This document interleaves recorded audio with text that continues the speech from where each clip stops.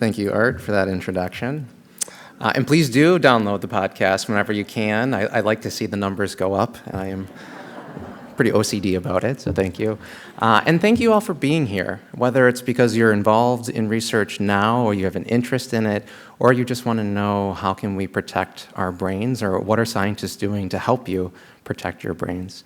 We appreciate your presence here, and it's certainly welcomed. So my talk today is on blood-based biomarkers in Alzheimer's disease, and are we ready for blood-based biomarkers? I do not have any financial disclosures, which is relevant because it's going to seem like I'm promoting them, but we're just really excited about blood-based biomarkers and its potential. I don't work for any of the companies that make blood-based biomarkers, although I hope to. And what I mean by that is that our own institution, our great program that we have here, is working on a blood processing lab so that we can conduct some of these novel studies and techniques that you're going to hear about. So the question at hand is the future now? Are blood-based biomarkers ready for prime time? And my answer to that is maybe. And the reason for that is that context and purpose matter. More specifically, what is the setting in which we're talking about blood-based biomarkers? Is this a clinic? Is this a research study? Or is this public health doing mass screening? Who is the individual that is giving this blood-based biomarker who likely wants the result of it? Is this a healthy person? Is this a person who has cognitive impairment? And lastly, what questions are we asking of the blood-based biomarker? This is a tool. So what are we hoping we're going to learn from it? What is the outcome that this blood-based biomarker may deliver us? And that's important because one blood-based biomarker can be used in multiple different contexts and be used for multiple different questions, and they may not be accurate for the particular question we're asking. So all these things are really important, and it adds to the complexity of this question of, are we ready for it? And I'm hoping to carry that message through this presentation. But because context and outcomes matter, I want to give you a few hypothetical situations. And I'm using cartoon characters not to make light of the situation, but actually the opposite. We take it very seriously, and I don't want to put a person's face to a scenario that I hope they don't have to encounter. And so Minnie here is a patient of mine, and she's living with dementia. And we've ruled out a lot of different causes for her, but she wants to know, is this dementia due to Alzheimer's disease? And right now in clinic, I cannot definitively tell her that. It's a very reasonable question. Now, Mickey, on the other hand, he has a family history of dementia, and he's starting to develop his own thinking symptoms. And he wants to know, does this blood-based biomarker tell him if he has dementia? And if not, will it tell him if he will develop dementia in the future? Again, a reasonable set of questions. And Donald, on the other hand, he's a healthy research participant, but he's getting older, and he wants to know, will a blood-based biomarker tell me if I'm going to develop symptoms? Will it tell me if I will develop those changes in the brain of amyloid and tau, or will it tell me if I have any cognitive impairment? And so in order to answer that, I'm hoping to go through a few more slides with you, and we'll see if we can come to some conclusions. But first, what is this biomarker that I keep referring to? And so a biomarker is an objective measure that is collected from blood, other body fluids, or tissues, and it captures normal or abnormal biological processes and conditions. So when I say objective, I mean it's valid and it's reproducible, and it reflects what's going on inside of a body or a cell. And it could be a normal cell or body or something that has disease.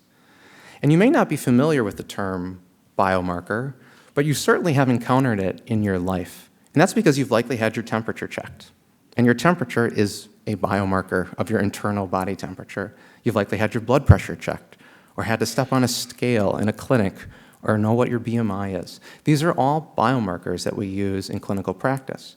More salient to this talk is blood. Many of you who have gone and seen a healthcare provider have had to give blood and be tested. And whether that's looking for a cholesterol level, or being screened for diabetes, or seeing if your kidney function is normal, these are all biomarkers that we use to tell you what's going on inside of your body. And so with that in mind, what are the current biomarkers that we're using in Alzheimer's disease research? And for those of you that are participants, you've already seen this, you've probably already gone through most of these things. But in the upper left, you see an MRI scan. That will tell you about the structure of your brain, the size of your brain, and the blood vessels that feed it. In the bottom middle, those are PET scans. So the left one is an amyloid PET scan showing the presence of amyloid. The one on the right is a tau PET scan showing the presence of tau. We have other PET scans. There's glucose PET scans that show the metabolism, sort of the health of your brain cells. We have experimental PET scans, like Dr. Benlin is doing, looking at synapse density, synapse being the connections between brain cells. Very exciting. On the upper right, you see lumbar punctures, which are a really important part of our program. This is how we collect spinal fluid, the fluid that bathes the brain. And with that fluid, we can study many different things, many different proteins. And you see here a picture of Dr. Carlson, who's coming on next, and she's an excellent clinician who can do this procedure. We have others that are here today as well. But some of the biomarkers I've mentioned here are not specific to Alzheimer's. They're very important. But the ones when we think of biomarkers of Alzheimer's disease, that's amyloid and that's tau. So why are blood-based biomarkers a good thing? Why is this something that matters in our field? And I think the most important thing is access. In order for us, or in order for you to get a lumbar puncture, to do an MRI or do a PET scan, you have to come to us. You have to come to downtown Madison, Wisconsin, into the hospital so that we can do these things. And I'm appreciative that many of you are willing to do it and that our participants do it. But that is prohibitive to some people. Some people aren't able to make hour-long drives, or they aren't comfortable with the procedure itself. And so that piece of it is preventing us from being able to study all people, which is the goal, and Dr. Astana mentioned. We want a diverse sample. We want to know what Alzheimer's disease or aging looks like in all people. So access will ultimately lead to better representation. Hopefully we'll get rural populations, we'll get smaller populations, small city populations, and we'll reach communities of color who historically have been more hesitant or concerned about some of the procedures that we're doing. The next thing is it's less invasive and there's less risk. Blood draws are a fairly common thing. It's not that invasive, although it can hurt at times, but it certainly has low risk to it. I will say that our lumbar punctures also have low risk, but certainly it's a little bit higher. It's also cost-effective and time-effective to do a blood draw.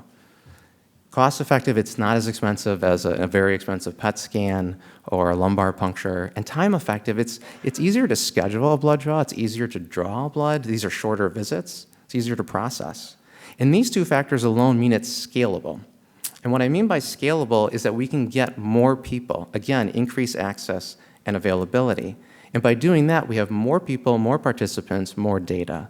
And more data does mean more reliable results, more accurate results, and more meaningful results, hopefully. And lastly, blood, like spinal fluid, can be collected and stored, and that is what we do. So we're talking about certain blood-based biomarkers right now, but 2 years from now, 3 years from now, scientists might have developed newer techniques, newer proteins to look at, and they can go back and study those changes over time. So it's a really important resource for them. So then what are the current blood-based biomarkers in Alzheimer's disease research? And of course, amyloid, as Dr. Barzi mentioned, amyloid is a really critical one. It's the first abnormal protein in Alzheimer's disease. At least that's how we define it, amyloid and then tau. So amyloid can be identified with a blood-based biomarker. There's different versions of it or different lengths, and so we use a ratio of amyloid beta 42/40. You're going to hear me say that a lot going forward. But there's also something called phosphorylated tau, or p-tau. And that's a tau protein, so that's what I mean when I say amyloid and tau. It's the second one, but it's modified because of the presence of amyloid, and so it's very important. And then you have other proteins like NFL, t-tau, and GFAP, and I'll explain what all of those are in just a few seconds. But again, as Dr. Johnson, Sterling Johnson said to me multiple times, the biomarkers of Alzheimer's are amyloid and p-tau. And so when we look at those, just those in particular, p-tau does seem to be the best right now. And p-tau 217 really does seem to show elevated levels indicate positive amyloid PET scans. Really high levels of p-tau 217 indicate tau PET positivity, which is pretty incredible. And if you're interested in learning more about that, I would encourage you to Google this RAP publication, Plasma p-tau 217 in Preclinical Alzheimer's Disease. You can find it, it's available to the public. Now, I have an asterisk next to my next point, which is that this is a little bit more complicated than I'm saying. There's many variations of p-tau. p-tau 181, 217, 231, it just goes on. And these are just different formulations or variations of the structure. So that matters. What we're studying, which one we're studying matters. But so does the molecule that we're using to identify that protein, as well as the system or the platform we're using to analyze it. So you can see there's a lot of different variables here. And when you add all of that up, there is going to be some variability and some noise. And so over time, we will narrow it down to which is the best one. And certainly we feel like we're working with the groups that are doing that. In addition to p-tau, we have that A-beta 42 over 40. This is also being used in clinic, or being used in research, but it's also used in clinic. And I think that's the unique aspect of it. It's being used at St. Louis. So your physician could refer that if you have mild cognitive impairment or dementia. There's a couple of prohibitive parts to this, and that's that it's expensive, so it's not covered by insurance, and it costs roughly $1,400. The other fact is that there's a 20%, roughly, maybe a little bit less, false positive rate, so 20%. Now, every test has a false positive rate, and this is still considered to be within reason and accepted, which is why it was approved. But for some people, that might not be enough.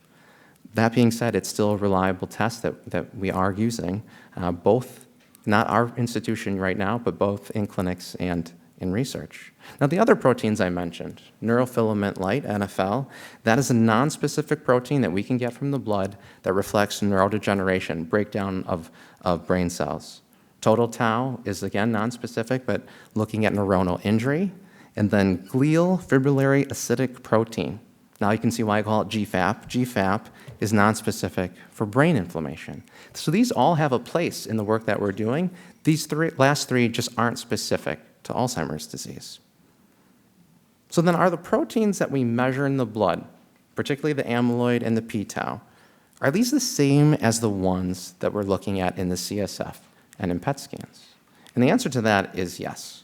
So proteins start in the brain, and Dr. Barzzi had mentioned that, and they go through the blood-brain barrier. It's not as impermeable as we have thought, and then it's cleared out through the blood. So as you can see in the figure here, I'm not sure, so I don't have my mouse, but the middle part of this figure is where the proteins are made. They cross through the blood, and then they're passed on. And that's important because there's a lot of blood vessels in the brain. Blood vessel health is very important, whether it's Alzheimer's disease or a vascular disease that's causing a person's changes. And eventually it leaves the brain, it leaves the face, the neck, and goes into the rest of the body. So it makes sense that we could collect that with a blood draw through the arm. Eventually, these proteins are going to be cleared through the kidneys and the liver. So then how valid are these blood-based biomarkers? And this is probably one of the most important slides I'm going to show, because this is really the point of the research. It is our job to develop these techniques to measure, to help understand human disease. But we have to show that these tests are actually measuring the things we say they're measuring. Is this really the protein that we're measuring? So it's the validity of that is really the key part of it. So are these tests measuring what they're supposed to measure, and are they doing it in the different populations? And what I mean by different populations is whether it is your race, your gender, your age, your cognitive ability, or your other health statuses.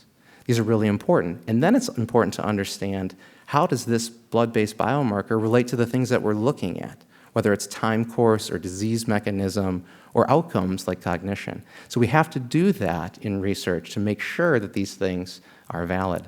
And many of the studies right now are showing validity of this A-beta 42 over 40 and p-tau. Something we have to keep in mind is that we're using these PET scans as the gold standard, and that makes sense. The ultimate gold standard is brain tissue, but we're not willing to wait for people to pass away in order to help people. So we have to use these PET scans, and that's still a good thing to do. It just limits some of the accuracy that we can speak to. It is being studied across all age groups and cognitive abilities, but the one thing that we're still not doing enough of is it's mostly studied in well-to-do, well-educated white individuals. And so we need to have that diverse population to make sure that these tests are actually accurate in all people from all races, all ethnicities, and all backgrounds. And our institution is certainly dedicated and prioritizing to make sure that that can happen. Now, this is going to be the only figure or scientific slide that I show you, and I want to thank Dr. Johnson for this and the RAP team. But the left square here, you're going to see a bunch of dots. All these dots represent research participants who have given blood and undergone amyloid PET scans. Now, the left column represents people who are negative on their amyloid PET scan. And you can see that the blood level So this is the vertical axis. The blood level shows very low levels of this p-tau217, which really suggests a nice relationship between low p-tau217 and being negative on an amyloid PET scan. Now the right column, still this left square, or left rectangle, shows people who are positive on their amyloid PET scan. And you can see there are more of these blood values that are higher, again showing a nice relationship of elevated p-tau217 and being positive on an amyloid PET scan. There's still some overlap, as you can see, kind of in the middle. And so it's not a perfect test, but depending on where you put your cutoff, it can be really helpful. It's the same concept for the right square. So the right square now is showing tau PET. So that left column is showing negative tau PET and then low levels of that blood test, p-tau217. Again, a nice relationship. And then the right column showing elevated levels. And you can see really high levels of this p-tau217 has a nice correlation to being positive on a tau PET. So I want to stop right here and thank the research participants who have come in and given blood and done PET scans. Because without that work, without the participation, we wouldn't be able to do this. We would not be contributing to the cutting edge field of blood-based biomarkers. I also want to make a plea of if you haven't done this, we really do need more. We need people to be able to come in, do our visits, which aren't that bad. I think you've seen some very nice people here today. Give blood and do a PET scan or a lumbar puncture so that we can validate these blood-based biomarkers and show that they are useful and meaningful, use them in research, and then ultimately be able to use them in clinic. So can a blood-based biomarker diagnose mild cognitive impairment or dementia? And I bolded this one to show some emphasis, no. And so I'm not being territorial as a clinician, I promise, but MCI and dementia, these are clinical diagnoses. This requires symptoms, history, a person's experience, cognitive testing, and a very thorough evaluation. That cannot be encapsulated or minimized to a blood test. Certainly blood tests can be helpful, but a person's experience should never be minimized. And so this diagnosis will remain in a clinic, but it will certainly be helped by blood-based biomarkers. And if you've already been diagnosed with mild cognitive impairment or dementia, can the blood-based biomarker help you diagnose the cause of it as Alzheimer's disease? And in this regard, I would say yes, but it depends. The clinical history and the testing still matter, but also the type of biomarker that we're talking about still matters. If we're going to talk about NFL or T-tau or GFAP looking at inflammation or neurodegeneration, no, because those aren't specific to Alzheimer's disease. But the amyloid and the p-tau, well, that could support a diagnosis of Alzheimer's disease. It can't speak to the other things, vascular disease, Parkinson's disease, Lewy body disease, frontal temporal or TDP-43. All those things can happen too, and oftentimes we do see multiple causes, but certainly A-beta 42 over 40 and p-tau could talk about Alzheimer's. And so for instance, if your A-beta 42 over 40 blood tests were to indicate elevated amyloid, it would not speak to tau, but that would be strongly suggestive of Alzheimer's disease. As we think of Alzheimer's biologically, it's the presence of amyloid and tau, so you want to have both of those. And A-beta 42 over 40 can't really speak to tau, but it certainly supports it, more so than I can do in clinic. And if I had that test, I would feel comfortable telling my patient, this certainly looks like Alzheimer's disease in the right clinical context. Now, p-tau217 is a little bit different. Elevated levels can show elevated amyloid, but really high levels can show elevated tau. And so that's sort of 2 for 1. And in this regard, this might actually be then the biological definition of Alzheimer's disease. This test isn't available in clinic yet, but you can see the excitement that a clinician might have in knowing that we may be able to actually provide our patients definitive answers to the things that they're asking. So can blood-based biomarkers predict who's going to develop future cognitive symptoms? And the answer to that is possibly. Now, similar to PET scans, there is a relationship between these blood-based biomarkers, some of them, and future cognitive change. So some blood-based markers show that association. And in fact, our institution is one of them that has shown, at least in one study, and thanks to Drs. Gleason and Johnson, we've had 179 African-American participants who have gone through multiple research visits and done cognitive testing with us and donated their blood so that it can be studied. And we have shown that some blood-based biomarker, this A-beta 42 over 40, does have a relationship to future cognitive changes on testing. These are healthy individuals. They may or may not have had symptoms, but there did seem to be a relationship. That's powerful information. But we need more studies like that to really validate it. In other communities, just more numbers in general to make sure that this is real. So can blood-based biomarkers predict who will develop the changes of Alzheimer's disease in the brain or actual cognitive impairment, MCI and dementia? And again, possibly. So one thing we have to keep in mind is not everyone with amyloid will develop tau. That's an important concept. So some biomarkers may help differentiate who with amyloid is going to progress and who may not. We're still working on that. But again, context matters. So one of our colleagues, Dr. Oscar Hansen in Europe, is showing that people with mild cognitive impairment that have amyloid, but also have a different biomarker, that GFAP, that marker of inflammation, that may be helpful in predicting who converts from mild cognitive impairment to dementia. So more is needed on that to work that out, but there certainly are studies. The other thing is not everyone with amyloid and tau, the changes of Alzheimer's disease, actually develop symptoms or dementia. That's an important part. There's still uncertainty there. And so amyloid can be present in the brain for 20 to 30 years. And so it's likely not the best biomarker to talk to us about symptoms. But tau, on the other hand, is closer related to symptoms. And so maybe amyloid and tau or some other biomarkers as a collection or a composite may be helpful in doing that. Ultimately, we are going to have greater predictive power as the accuracy of these tests improve and the diversity of the tests improve so that we're having multiple different things and not just amyloid and tau, maybe neuroinflammation, blood-brain barrier integrity, oxidative stress. The list can go on. These scientists think of so many things. So the more we know of this, maybe that power will allow us to be able to make those predictions. And then lastly, can blood-based biomarkers improve clinical trials? And I bolded this one too, yes. And that's really exciting. It's really important. And this is some of the work that Dr. Carlson is doing. What we see now is that A-beta 42/40 and p-tau can be used to screen individuals in pharmaceutical studies for drug trials. And that's important because it reduces the number of people needed in order to screen for the right population so that we can start drug therapies. So that's time effective, that's cost effective, and that reduces the burden on people who wish to participate. Because if you don't have what they're looking for, then you don't have to go through a lumbar puncture or a PET scan, which are still being used definitively. And ideally, if a blood-based biomarker could replace a lumbar puncture or a PET scan, well, then these studies are going to be much more efficient, effective, and they can hopefully return results to us even sooner. The other exciting part about this in clinical trials is that we can use blood-based biomarkers to monitor progression in drug therapies. So many of these new drug therapies, lecanemab, aducanumab, there's other ones called donanemab, these are attaching to amyloid proteins in the brain, and they're being removed. And so we need to know that that's actually effective and happening. And so a blood-based biomarker would be helpful in showing once positive, now negative, and that you continue to not have amyloid over time. Or if you do develop amyloid over time, that we can see that. And by using a blood-based biomarker, we're now allowing these trials to have more people in it and really prevent the need for lumbar punctures and PET scans, which are both expensive and timely.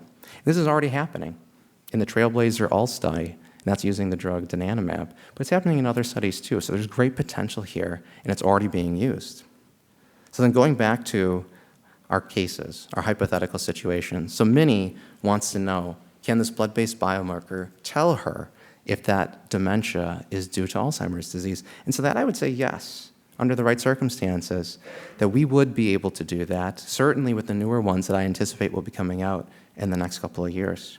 Now, Mickey, on the other hand, wants to know, will the blood-based biomarker tell him if he has dementia? And the answer to that is no. We need a clinical evaluation for that. We need to know what he's experiencing. However, if he wants to know if he's going to develop dementia, well, we're working on that. That is something that may happen in the future. And for Donald, who's a healthy person with lots of questions about his future, again, the field is moving in that direction. There's a lot of predictive power to some of these blood tests in the right context, with the right histories, and the right people doing it to make sure we're doing it for the right reasons. There's a lot of ethical questions here too, which is what our center is also working on. So if you're interested in what we're doing at our center, the idea of biomarkers, the ethics of the disclosure of biomarkers, I would encourage you, as Dr. Wallacek has nicely done for me, to download the episodes of Dementia Matters. We have well over 120. They're all still relevant. And I'm happy to answer any of your questions at the end of this. But thank you for your time.